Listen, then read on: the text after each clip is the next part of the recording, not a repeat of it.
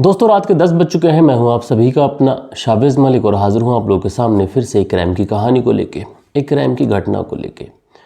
और दोस्तों आज की घटना की मैं बात करूं तो आज की कहानी जो है वो लगभग आज से 7 साल पहले की कहानी है। कहानी है साल 2017 की।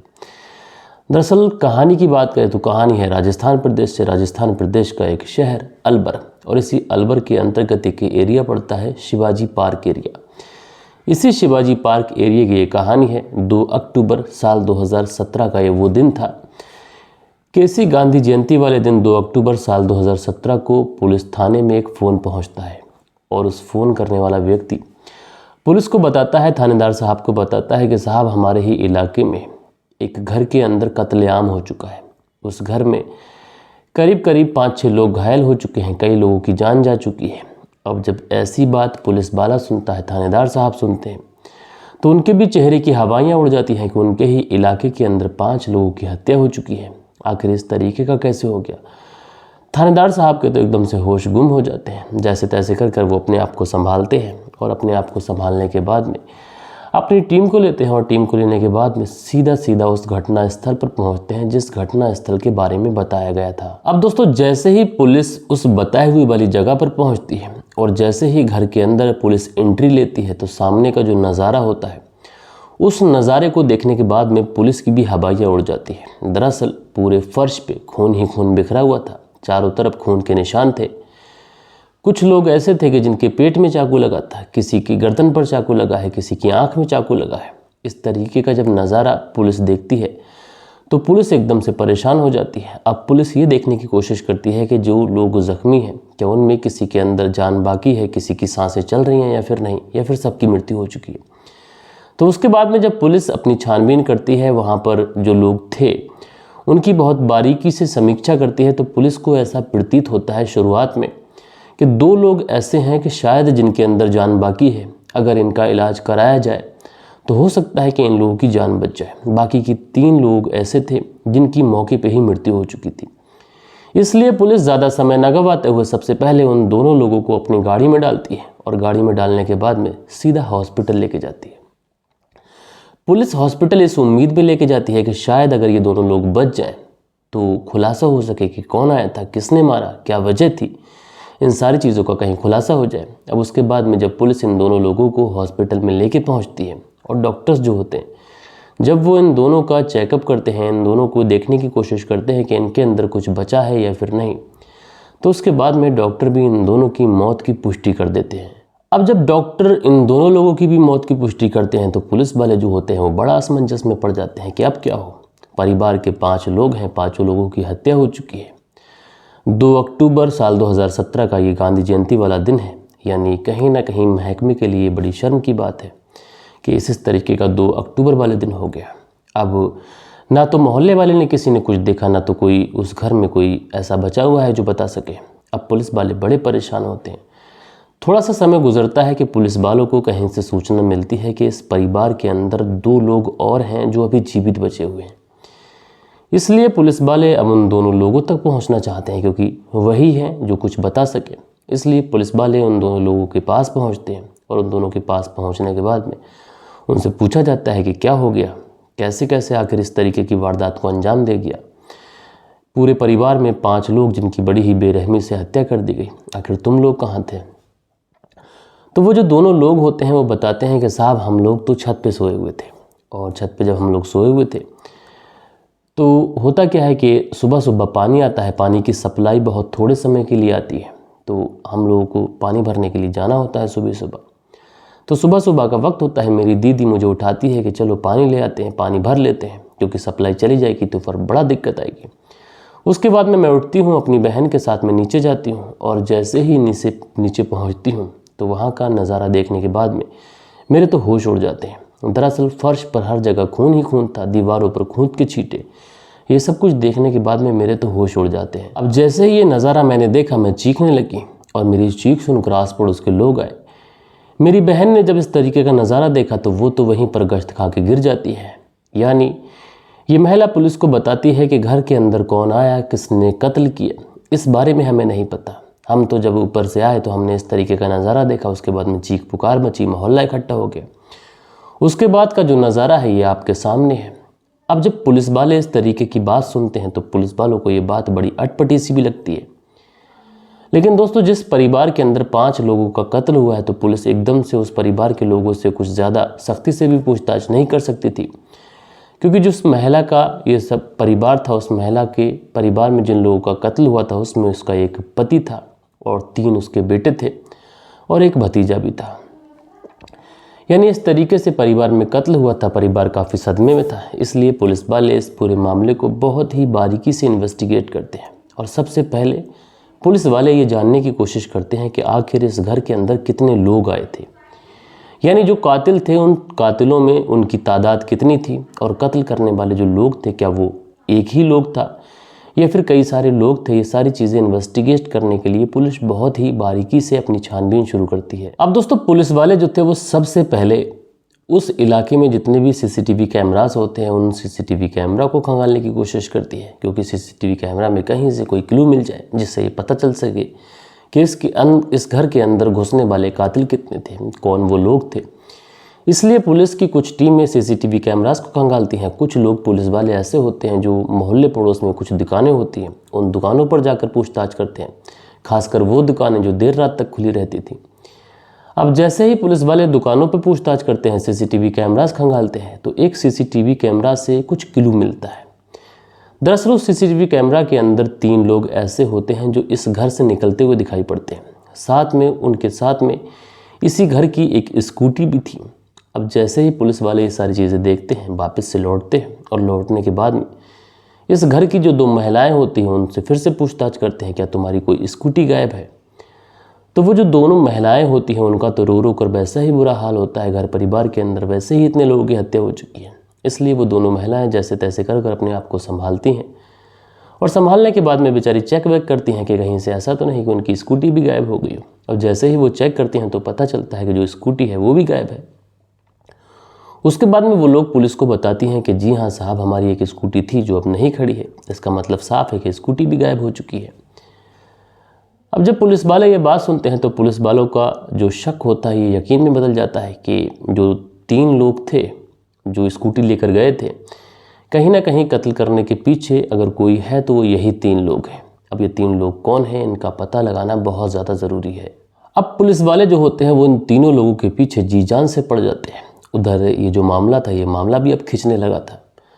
जो वहाँ के एसीपी होते हैं उनके ऊपर भी दबाव पड़ता है, क्योंकि ये जो मामला था मीडिया में जा चुका था, चाहे इलेक्ट्रॉनिक मीडिया हो या फिर प्रिंट मीडिया, हर जगह इस केस को लेकर छापा जा रहा था, हर जगह इस केस को लेकर बात की जा रही थी। यानी पुलिस के ऊपर अब बहुत सारा दबाव था।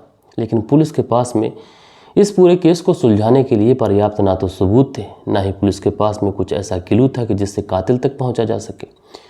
पुलिस के पास में सिर्फ सीसीटीवी फुटेज था जिसमें जो कातिल थे उनका ना तो चेहरा साफ दिखाई पड़ रहा था। अच्छा, उनके पास में जो स्कूटी थी वो भी इसी परिवार की थी, यानी जो नंबर मिला था स्कूटी का वो किसी और का नहीं बल्कि इसी परिवार का था। यानी जो पुलिस वाले थे ये पूरी तरीके से खाली थे, ना उनके पास में कोई सबूत था, बस ये अंधेरे में तीर चला रहे थे।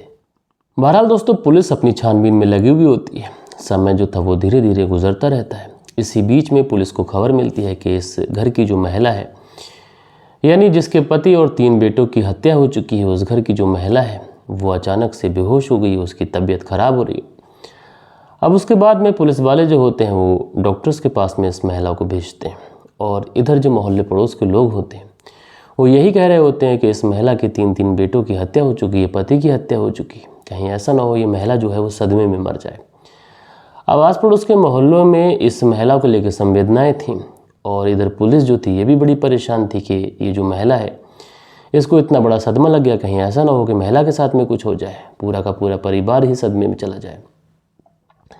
अब पुलिस वाले जो थे वो डॉक्टर्स के पास में पहुंचते हैं और डॉक्टर्स के पास में पहुंचने के बाद में पूछते हैं कि साहब इस महिला के साथ में आखिर क्या हुआ है और इस महिला को ऐसी कौन सी बीमारी है जिसकी वजह से ये महिला बेहोश हो रही है, बार बार अलग अलग तरीके की बातें कर रही है, कभी चक्कर खा के गिर जा रही है, कभी बेहोश हो जा रही है, कभी कुछ गलत सलत बातें कर रही है। अब इस तरीके की जब बातें डॉक्टर सुनते हैं तो डॉक्टर कहते हैं कि ठीक है हम चेकअप करते हैं। अब डॉक्टर जो होते हैं जब वो चेकअप करना शुरू करते हैं तो डॉक्टर भी हैरान रह जाते हैं और इतनी सारी कोशिश के बाद भी डॉक्टर बड़ी परेशानी झेलते हैं। उसके बावजूद भी डॉक्टर्स पुलिस से सिर्फ एक ही बात कहते हैं कि इस महिला के शरीर में हमें ऐसी कोई बीमारी, ऐसी कोई परेशानी दिखाई पड़ नहीं रही है जिसकी वजह से ये महिला बेहोश हो रही हो। अब जो डॉक्टर थे उन्हें भी ये पता था कि जो केस है, ये पूरा केस बहुत ज़्यादा संवेदनशील है। इस महिला के परिवार के 5 लोगों की हत्या हो चुकी है। अब सदमा लगा है, तब भी जांच में आना चाहिए आखिर क्या चीज़ें हैं। लेकिन कहीं ना कहीं डॉक्टर भी जो होते हैं वो सकपकाते हुए, घबराते हुए पुलिस के पास पहुंचते हैं और दोबारा से पुलिस से कहते हैं कि साहब, हमें कुछ ऐसा दिखाई पड़ रहा है कि ये जो महिला है ये नाटक कर रही है। हमने इसके सारे चेकअप कर लिए, सारी तफ्तीश कर ली, लेकिन उसके बावजूद भी हमें ऐसा कोई सिम्टम, ऐसी कोई बीमारी दिखाई नहीं पड़ी जिसकी वजह से हम कह सकें कि इस महिला को कोई सदमा लगा है या फिर इसके शरीर में कोई प्रॉब्लम आ गई हो। कहीं ना कहीं मुझे तो ऐसा लगता है कि ये महिला नाटक कर रही है। अब जैसे ही पुलिस वाले ये बात सुनते हैं तो पुलिस वालों को भी जो माथा होता है वो ठनक जाता है। पुलिस वाले भी सोचते हैं कि आखिर ऐसा कैसे हो सकता है कि इस महिला के परिवार में 5 के 5 लोगों की हत्या कर दी गई, वो भी बड़ी ही बेरहमी से। पूरे घर के अंदर खून पे खून फैल गया और ये जो महिला थी ये सोती रही, इसे कानो कान खबर नहीं चली। लेकिन फिर दूसरा सवाल ये था कि अगर ये महिला नाटक कर रही है तो फिर दूसरी महिला भी वहाँ पर सो रही थी, तो क्या वो भी नाटक कर रही है? यानी पुलिस के सामने बड़ी मुश्किल थी। ना तो इस महिला से कोई ऐसे सख्ती से पूछताछ की जा सकती थी क्योंकि मामला काफ़ी ज़्यादा संवेदनशील, परिवार के 5 लोगों की हत्या। अब इस महिला से भी सख्ती नहीं दिखाई जा सकती थी क्योंकि लोग ये भी कहने लगते कि पुलिस वाले जब उनसे केस सुलझ नहीं रहा तो वो परिवार के ऊपर उलझ रहे। यानी पुलिस वालों को जो भी छानबीन करनी थी वो सिर्फ अपनी बेसिस पे करनी थी, ना तो किसी तरीके की कोई ज़ोर ज़बरदस्ती करनी थी, ना किसी तरीके का कोई दबाव बनाना था। इसीलिए पुलिस जो भी छानबीन कर रही थी वो अपने ही हिसाब से कर रही थी। लिहाजा जो पुलिस वाले होते हैं वो अपनी छानबीन को लोगों तक पहुंचाते हैं। जो आस पड़ोस के लोग होते हैं उनसे पूछताछ की जाती है, कहीं कोई लूट का एंगल है। यहाँ से भी पुलिस को कुछ ऐसी खास कामयाबी मिलती नहीं है, इसलिए पुलिस दुश्मनी का एंगल खंगालती है। यहाँ से भी पुलिस को कुछ नहीं मिलता है। यानी चोरी और दुश्मनी, यहाँ पे किसी भी चीज़ का कोई एंगल पुलिस को ऐसा दिखाई नहीं पड़ता है जिससे ये कहा जा सके कि कत्ल के पीछे ये वजह है। लेकिन इसी बीच में पोस्टमार्टम की रिपोर्ट आ जाती है। अब जब पोस्टमार्टम की रिपोर्ट आती है और उस पोस्टमार्टम की रिपोर्ट में कुछ ऐसा मेंशन था कि जिसको देखने के बाद में पुलिस के भी एकदम से दिमाग में कुछ अलग अलग तरीके की चीज़ें चलने लगती हैं। दरअसल जो पोस्टमार्टम की रिपोर्ट थी, उस पोस्टमार्टम की रिपोर्ट में जो चीज़ें मेंशन थी वो ये थी कि इन 5 लोगों की जो हत्या हुई है ये किसी धारदार हथियार से वार करके तो इनकी हत्या की गई है, लेकिन हत्या करने से पहले ये सारे के सारे लोग नशे में थे। यानी ये चीज़ साफ है कि मरने से पहले इन लोगों को कुछ नशीला पदार्थ खिलाया गया है। अब जब पुलिस इस तरीके की चीज़ें देखती है, ये चीज़ें जब मेंशन होती हैं, तो पुलिस समझ जाती है कि इस पूरे हत्याकांड के अंदर कहीं ना कहीं घर का ही कोई व्यक्ति शामिल है, क्योंकि घर वालों के बिना शामिल हुए, घर वालों के बिना इन्वॉल्व हुए सारे लोगों को नशा दिया नहीं जा सकता। अब जब पुलिस वालों का माथा इस चीज़ पर ठनकता है तो एक एक कड़ी जो होती है वो जुड़ती चली जाती है। लिहाजा पुलिस अब अपनी छानबीन दूसरे एंगल पे करती है कि घर का ही कोई व्यक्ति है। तो पुलिस को बहुत सारी चीज़ें ऐसी मिलती हैं जिन चीज़ों से कड़ी दर कड़ी जुड़ती चली जाती है। पुलिस को ये पता चलता है कि इस घर के अंदर ना तो कोई फोर्सफुली एंट्री हुई है, यानी कोई कत्ल करने के लिए अगर आया है तो दरवाज़ा तोड़ना चाहिए था, या फिर किधर और से आने की कोई जगह ऐसी होती जहाँ से आया जाता।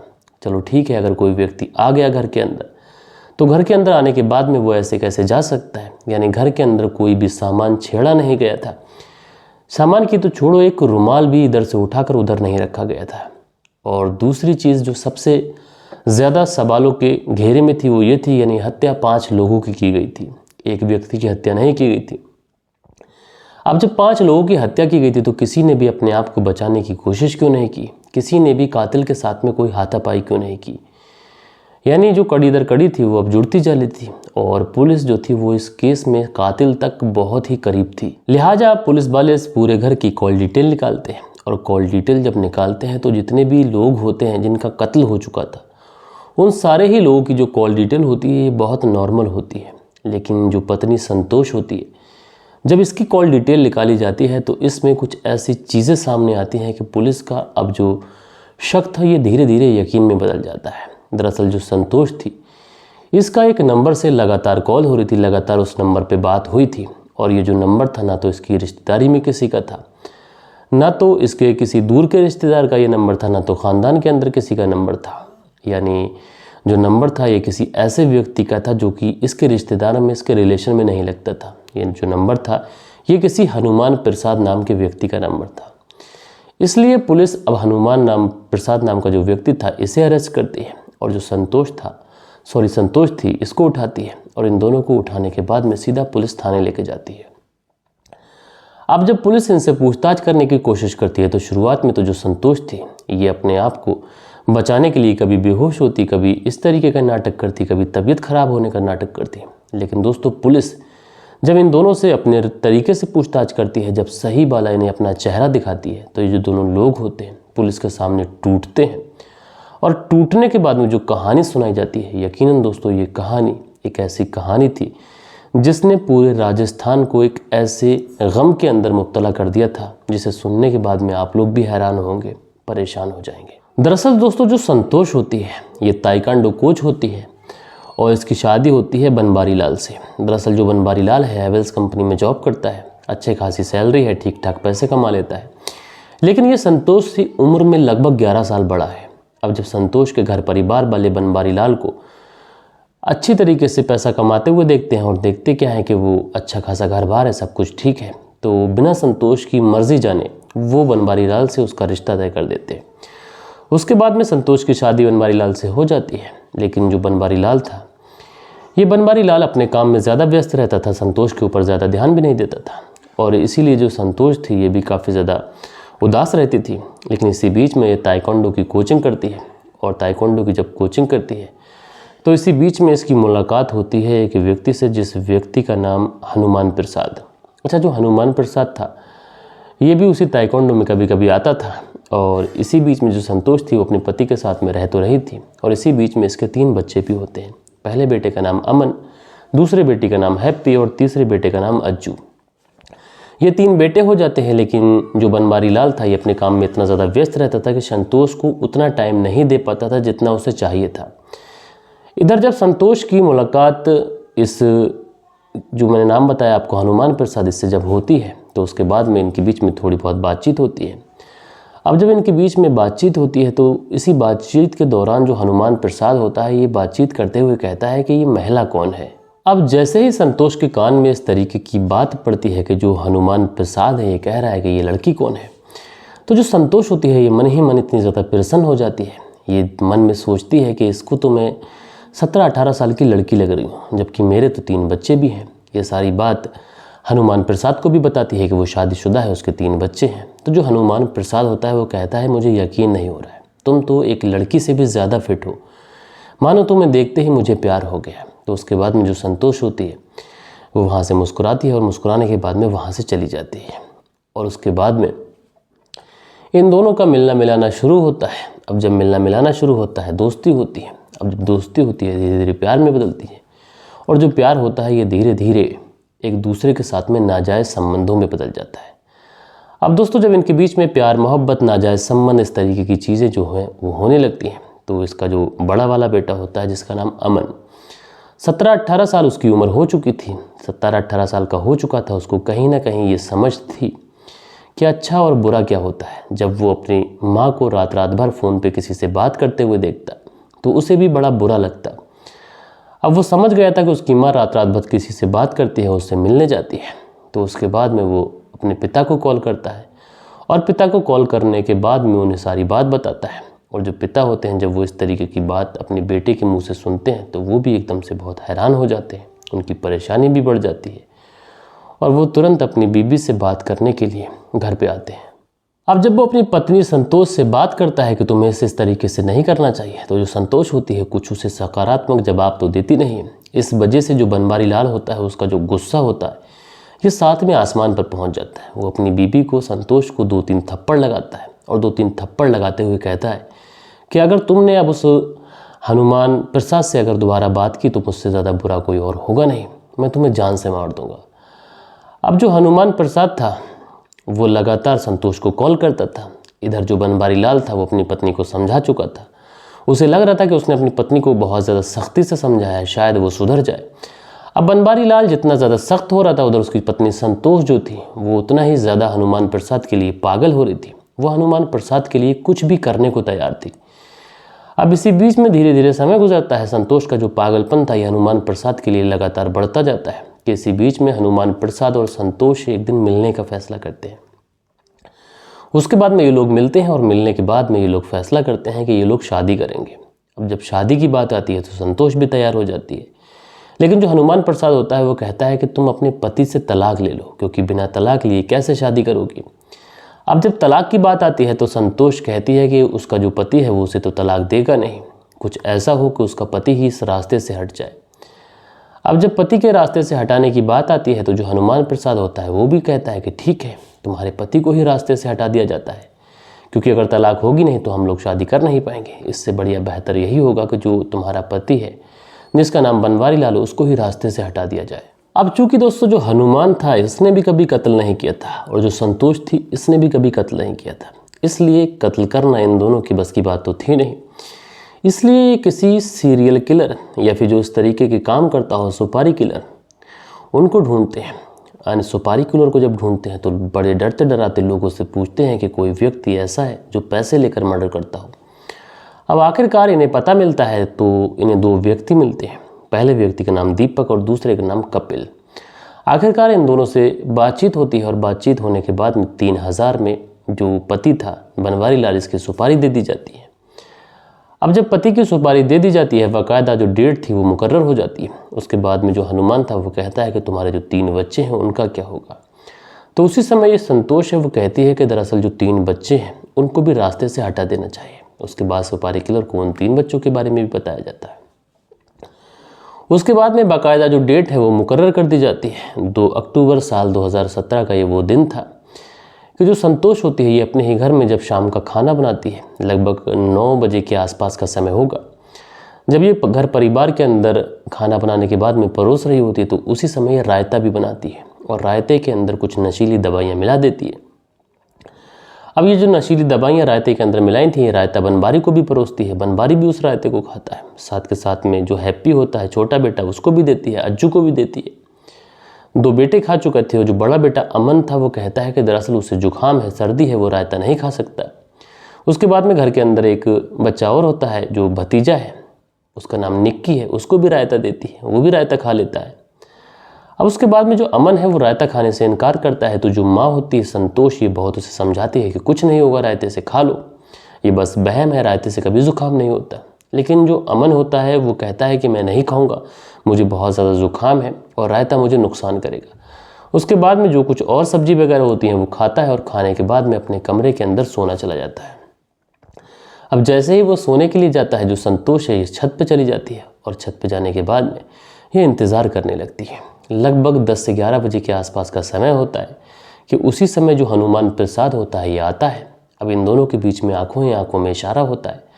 जो संतोष है ये आंखों ही आंखों में हाथ से इशारा करने के बाद में कहती है कि जो अभी समय है ये समय ठीक नहीं है, थोड़ा और इंतज़ार करना चाहिए। इसके बाद में जो हनुमान प्रसाद होता है वहाँ से चला जाता है और तकरीबन रात के 1 बजे ये फिर से वापस आता है। अब जब ये रात के 1 बजे घर के पास आता है तो जो संतोष होती है छत से नीचे उतरती है और नीचे उतरने के बाद में ये दरवाज़ा खोल देती है। अब जैसे ही ये दरवाज़ा खोलती है, जो सुपारी किलर थे जिसका नाम दीपक, कपिल और साथ में जो हनुमान प्रसाद था ये भी अंदर आते हैं। और अंदर आने के बाद में इनके पास चाकू वगैरह कुछ थे। तो सबसे पहले जो गला काटा जाता है ये बनवारी लाल का गला काटा जाता है।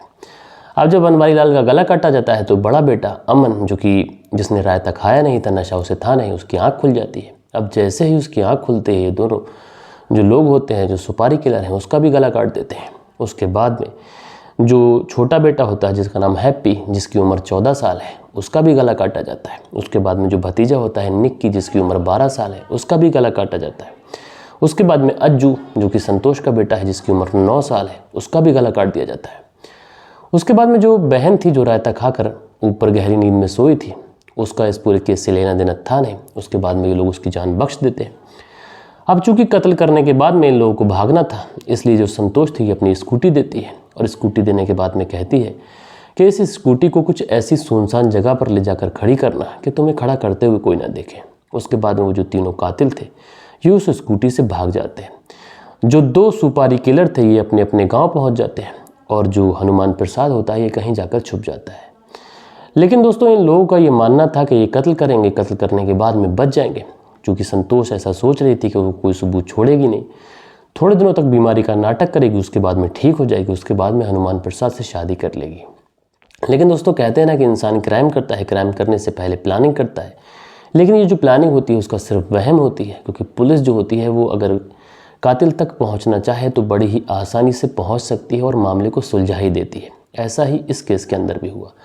तो दोस्तों आप लोग इस पूरे केस के बारे में क्या कहना चाहते हैं? इस महिला को किस तरीके की सज़ा कानून के द्वारा मिलनी चाहिए थी? क्या इस महिला को फांसी होना चाहिए या फिर कोई और बड़ी सज़ा इस महिला को मिलनी चाहिए?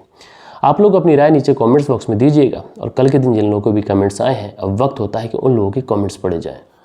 सो दोस्तों कल के दिन जो कमेंट्स आए उसमें पहला कमेंट्स है मोहम्मद इकबाल जी का। लिखते हैं अस्सलाम वालेकुम मलिक साहब, अब कहानी रोज़ सुनने लग गया हूँ और कमेंट्स भी करने लग गया। सुनता तो पहले भी था पर कमेंट्स नहीं करता था। तो मोहम्मद इकबाल जी आपका शुक्रिया। कुंदन पाल जी हैं जो प्रणाम करते हैं, भैया प्रणाम, कैसे हैं? उसके बाद में देव कुमार जी हैं, लिखते हैं सभी भाइयों को महाशिवरात्रि की हार्दिक शुभकामनाएं, महादेव आप पर कृपा बनाए रखें। तो भाई देव कुमार जी आपका बहुत बहुत शुक्रिया। आलोक जी हैं, लिखते हैं ऐसी घटनाओं के पीछे हमारे समाज की दूषित मानसिकता है। मैं आपकी कहानी लखीमपुर खीरी से उत्तर प्रदेश से सुनता हूँ। तो भाई आलोक जी आपका बहुत शुक्रिया। उसके बाद में नूरुल हक हैं, लिखते हैं एक अपराधी किस्म का व्यक्ति ही ऐसा काम कर सकता है। तो भाई आपका शुक्रिया। सोनू धीमान जी हैं, लिखते हैं love you brother, Punjab Pathankot Gurdaspur से हमारी कहानी सुनते हैं, भैया शुक्रिया। हैदर लस्कर हैं, लिखते हैं सर मैं बिहार से नहीं सिलचार कच्चर सैदपुर लिखा था कल। तो भाई मैं माफ़ी चाहता हूँ। उसके बाद में अगला जो कमेंट्स है एमडी सद्दाम है, लिखते हैं सर सभी तरह की कहानियाँ सुनाया करें। उस पर एक रिप्लाई भी आया है, लिखते हैं अनुज गोदारा, लिखते हैं नमस्कार सर जी, आप अवैध संबंध की कहानी तो रोज़ सुनाते हो, कोई अलग क्राइम की कहानी भी सुनाया करो। तो आज की जो कहानी है ये बिल्कुल अलग है, डिफरेंट है। उसके बाद में अली मोमिन है, लिखते हैं भाई 2-3 दिन से कमेंट्स नहीं कर पाया काम की वजह से, अलीम सऊदी दम्माम से हैं। तो भाई आपका शुक्रिया। उसके बाद में जो अगला कमेंट्स है ये है सुनील त्यागी जी का, लिखते हैं आज तबीयत ठीक नहीं है, फिर भी दोनों ने कहानी सुनी है। रेणु सुनील त्यागी शाना बुलंदशहर से। तो आप दोनों पति का बहुत शुक्रिया। उसके बाद में इन्हीं के कमेंट्स पर रिप्लाई है एक दानिश है, ये लिखते हैं पर्दा परद क्या होता है मुझे समझाओ, 2 दिन नहीं बोले मुझे अच्छा लगा। तो परत दर परत क्या होता है कि किसी भी चीज़ की परत दर परत बात करना। उसके बाद में एमडी माजिद हैं, लिखते हैं पागल इंसान 3 मिनट की पहले की कहानी बता रहे हो फिर दोबारा उसी को रिपीट करता है। भाई पहले मैं शुरुआत में संक्षेप में बताया था कल की स्टोरी को, उसके बाद में पूरी कहानी परत दर परत सुनाई थी। सो दोस्तों ये कुछ प्यारे प्यारे कमेंट्स थे जो कल के दिन आप लोगों ने किए थे। आशा करता हूँ आज की जो कहानी है ये आप लोग को पसंद आई होगी। कहानी पसंद आई हो तो वीडियो पर लाइक करके वीडियो को ज़रूर से ज़रूर अपने दोस्तों में मित्रों में शेयर करिएगा। मिलते हैं दोस्तों कल के दिन किसी और क्राइम स्टोरी के साथ में। जब तक के लिए अपना ख्याल रखें, देश का ख्याल रखें, परिवार के रिश्तों की अहमियत को समझें। जय हिंद, जय भारत।